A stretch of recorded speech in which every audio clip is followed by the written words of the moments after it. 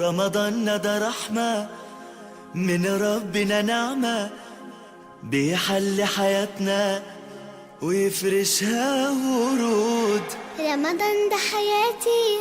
بسم الله الرحمن الرحیم رب اشرح لی صدری ویسر لی امری واحلل عقدۃ من لسانی یفقہوا قولی۔ ناظرین کرام، السلام علیکم ورحمۃ اللہ وبرکاتہ۔ اللہ کے خوش نصیب بندوں کے لیے یہ بڑی خوشخبری کی بات ہے کہ رمضان المبارک کی آمد ہے۔ ایک بہت ہی مبارک مہینہ، رحمتوں اور برکتوں والا مہینہ۔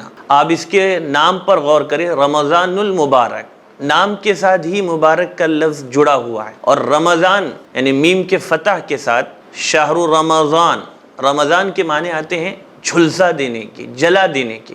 جس وقت رمضان کے روزے صحابہ پر فرض کیے گئے اس وقت سخت گرمی تھی، لیکن رمضان کو رمضان کہنے کی اصل وجہ یہ ہے کہ یہ گناہوں کو ختم کر دیتا ہے، جھلسا دیتا ہے، نامہ اعمال کو پاک اور صاف کر دیتا ہے، نیکیوں سے بھر دیتا ہے۔ ایک ذری موقع ہے، ایک بہت ہی قیمتی اللہ کی طرف سے تحفہ ہے۔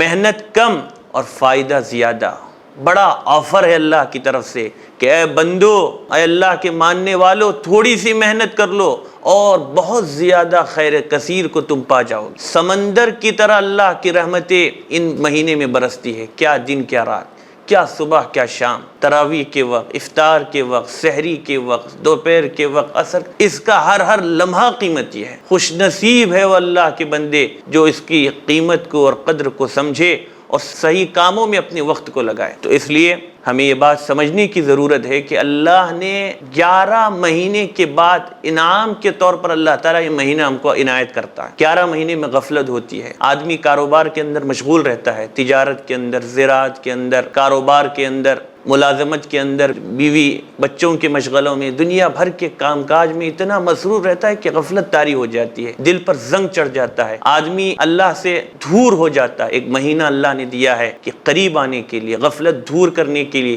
اس لیے کہ دنیا کی زندگی ختم ہونے والی زندگی ہے، آخرت کی اس لامحدود زندگی میں کامیابی کے لیے اللہ کی طرف سے ایک خصوصی آفر ہے۔ دیکھیے اللہ نے ہمیں دنیا میں کیوں پیدا کیا؟ اپنی عبادت کے لیے پیدا کیا۔ زندگی کا مقصد ہے، انسان کی تخلیق کا مقصد ہے۔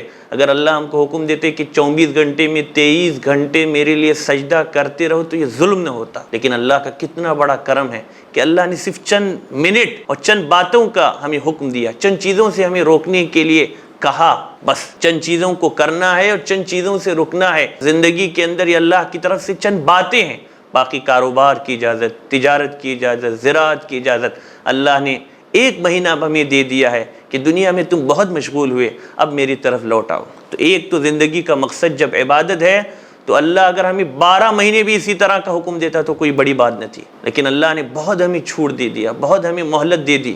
اور دوسرے آپ دیکھیے اللہ تعالیٰ خود قرآن مجید میں کہتا ہے کہ اللہ نے ہمارے نفس کو اور اپنی جانوں کو خرید لیا ہے جنت کے بدلے، ہم بکے ہوئے ہیں اور بدلے میں اللہ نے جنت دی ہے جس کی چوڑائی زمین اور آسمان کے برابر ہے۔ تو جب ہم لوگ بکے ہوئے ہیں، اللہ نے ہمیں خرید لیا ہے، ہماری زندگی کا مقصد ہی عبادت ہے، ہم 11 مہینے کچھ نہیں کر سکتے تو ایک مہینے کے لیے ہم لوگ اپنے نظام الاوقات کو مرتب کریں۔ دیکھیے دنیا کے جتنے کاموں کو ہم رمضان کے لیے کم کر سکتے ہیں وہ کم کرنے کی کوشش کریں۔ اسی لیے آپ دیکھیے ہمارے مدارس کے اندر چھٹی ہوتی ہے، اور چھٹی کیوں ہوتی ہے؟ تاکہ ایک مہینے کے لیے ہم لوگ فارغ ہو جائیں۔ تو کوشش کریں دنیاوی جتنے ہمارے مشاغل ہیں اس میں سے ہم جتنا وقت کم کر سکتے ہیں ہم کم کرنے کی کوشش کریں، اور سنتوں کا اہتمام ہو، نمازوں کی پابندی، تراویح کا اہتمام، قرآن مجید، ذکر اور اذکار، جتنا ہی اللہ کی ہم عبادتیں کر سکتے ہیں کرنے کی کوشش کریں، اور فضول کاموں سے اپنے آپ کو بچائے، بالخصوص گناہوں سے بچنے کی کوشش کریں۔ جتنا آدمی گناہوں سے اپنے آپ کو بچائے گا اتنا ہی وہ فائدے میں رہے گا، اور جتنے کام ہیں وہ رمضان سے پہلے ہی نمٹا لے۔ رمضان کے اندر بازار میں جانا اور خرید و فروخت کے اندر زیادہ وقت برباد کرنا، بالخصوص ہماری عورتیں، اس سے ہم لوگ بچنے والے ہو۔ جتنا وقت ہمارا صحیح کاموں میں اور اچھے کاموں میں لگے گا، آخرت میں جب ہماری یہ ظاہری آنکھیں بند ہو جائے گی اس وقت ہمیں معلوم ہو جائے گا کہ ہم کتنے فائدے میں رہے۔ اور اگر ہم نے خدا نخواستہ صحیح طور پر قدر و قیمت نہیں سمجھا تو پھر آخرت میں جانے کے بعد یہ بات معلوم ہوگی کہ ہم کتنے نقصان میں رہے۔ اللہ تعالیٰ صحیح معنوں میں اس کی قدر کو سمجھنے کی اور اپنی رضا والے اعمال کو کرنے کی، اور اس ماہ مبارک کو ہم سب کے لیے اور پوری ملت اسلامیہ کے لیے، پوری انسانیت کے لیے خیر و برکت اور عافیت کا اور اپنی خوشنودی کا اللہ تعالیٰ اس کو ذریعہ بنائے۔ وآخر دعوانا الحمدللہ رب العالمین۔